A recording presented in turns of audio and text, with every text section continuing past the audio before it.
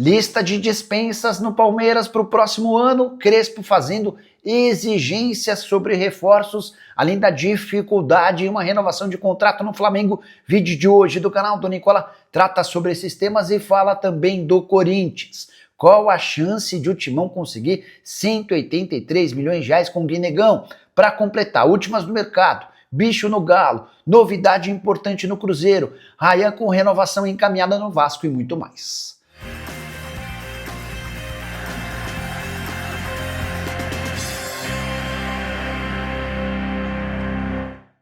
Fala aí pessoal, sou Jorge Nicola, bem-vindos a mais um vídeo do canal, sempre bom ter vocês por aqui, sem perder tempo, pedir para deixar like, se inscrever no canal e ativar as notificações antes das notícias. Bora brincar com o palpitão do Nicola dessa sexta-feira, momento em que eu dou sugestões de jogos do dia.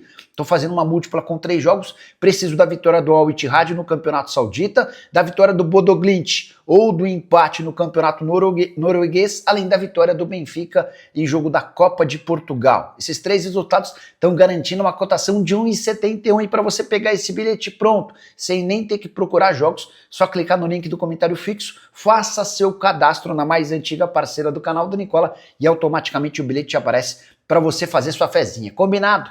Agora sim, bora começar o vídeo com aquele tradicional giro de notícias para contar que o Internacional venceu o Ceará por 2-1 com gol aos 41 do segundo tempo. Gol marcado pelo Ricardo Matias, que havia marcado contra a favor do Ceará. No final das contas, vitória do Internacional por 2-1 e o time colorado abrindo 4 pontos de vantagem em relação ao Z4.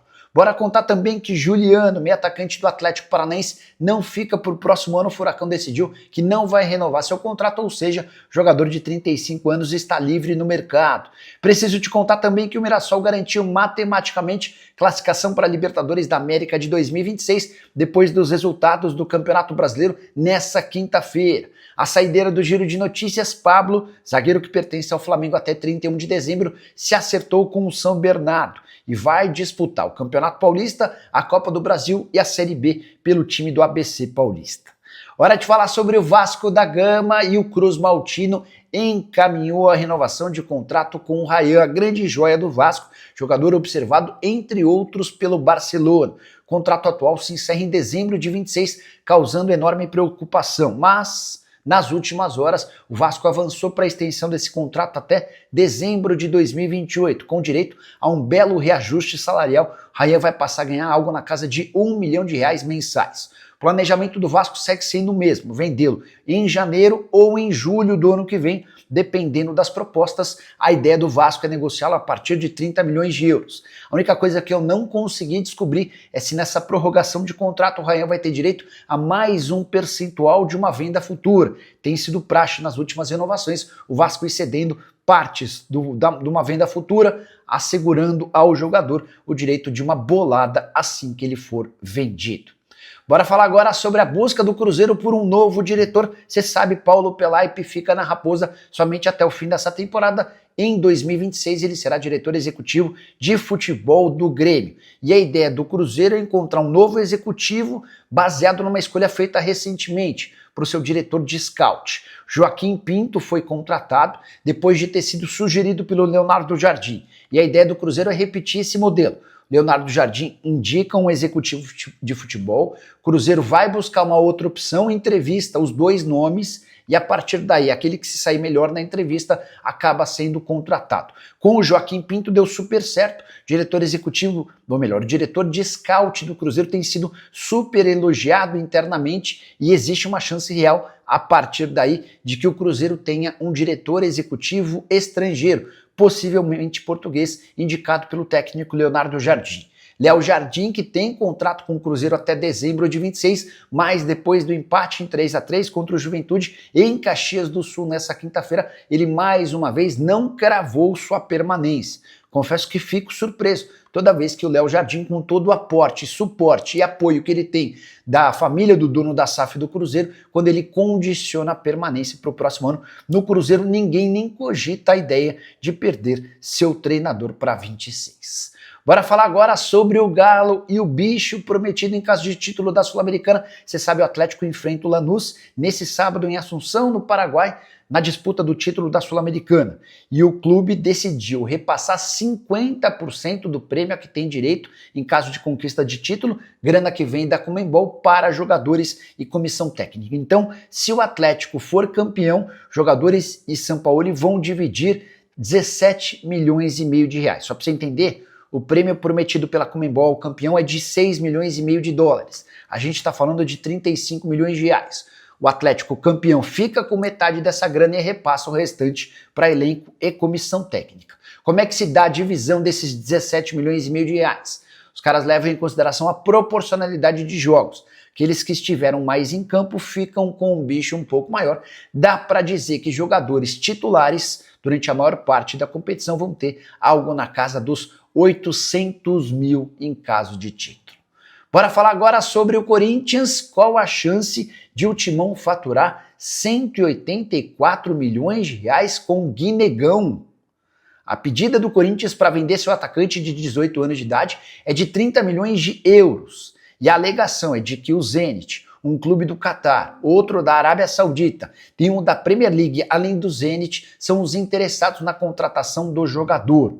Eu não acredito na possibilidade de o Timão alcançar 30 milhões de euros pelo atleta. Há somente um ponto positivo no Guinegão, o fato dele ter 18 anos de idade, e clubes do exterior levam em consideração a juventude como um fator determinante. Mas não é um jogador com passagem por seleções de base. Ele não conseguiu ser titular absoluto do Corinthians em momento algum nessa temporada, e mais, não é um cara que tem um histórico de muitos gols. Por exemplo, pelo Corinthians principal são 21 jogos, 5 gols e 2 assistências. Já pela base, no time sub-20 nesse ano, 22 jogos, 8 gols e 1 assistência. O Corinthians pede 30 milhões de euros para tentar valorizar o atleta, sonhando com uma proposta parecida, mas hoje dá para dizer que uma cifra real para o Guinegão seria algo na casa dos 15, no máximo estourando 20 milhões de euros, ainda assim bastante dinheiro para um atleta que tem muita capacidade física, muito esforço, mas que está longe de ser um primor de centroavante. Só para completar em relação ao Timão, vitória fundamental por 3-1 contra o São Paulo na noite dessa quinta-feira na Neoquímica Arena. O resultado permitiu que o Corinthians se igualasse em pontos ao São Paulo, ambos com 45 na briga por vaga em pré-Libertadores, especialmente se o G7 virar G8. Bora contar também que o Corinthians não teve Memphis Depay desde o início da partida a pedido do próprio holandês. Segundo Dorival Júnior, o Memphis voltou da seleção holandesa com um pequeno problema, um incômodo, e foi utilizado apenas no segundo tempo, quando ele entra em campo. São Paulo e Corinthians empatavam em 1-1 e o Memphis marcou um golaço, com direito a rolinho no Sabino antes de finalização para fazer o 2-1. O Yuri Alberto, que já havia aberto o placar de pênalti, fez o gol do 3-1, assegurando vitória fundamental. Hora de falar sobre o Flamengo.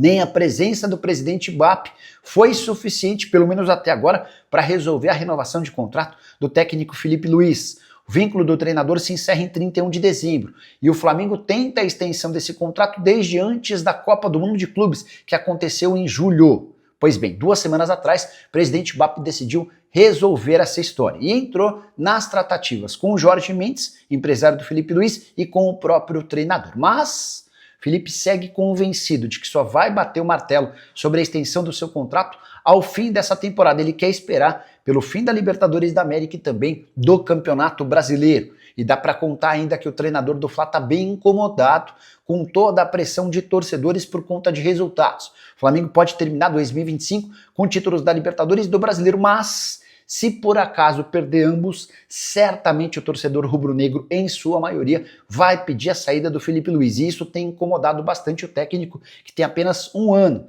como treinador profissional. Ele havia iniciado a sua experiência em janeiro do ano passado no time sub-17, foi promovido para o sub-20 e depois, a partir de entre setembro e outubro do ano passado, foi promovido ao time principal. Só para completar sobre o Fla, Bruno Henrique passou por exames que não apontaram lesão, ou seja, ele está à disposição para a partida contra o Red Bull Bragantino. Em relação a Pedro, a ideia e estratégia da diretoria do Flamengo é manter como dúvida a possibilidade de Pedro ser utilizado na final da Libertadores da América, apesar de um problema grave de lesão muscular.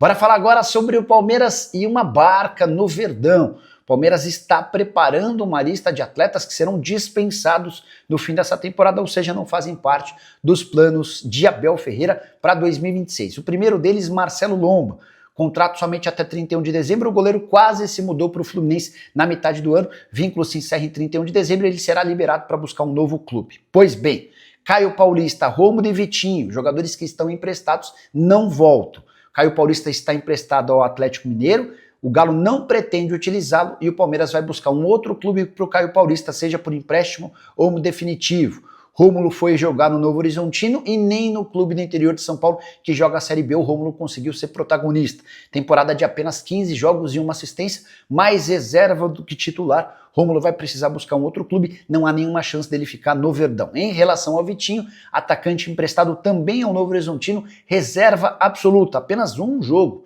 desde o início da temporada.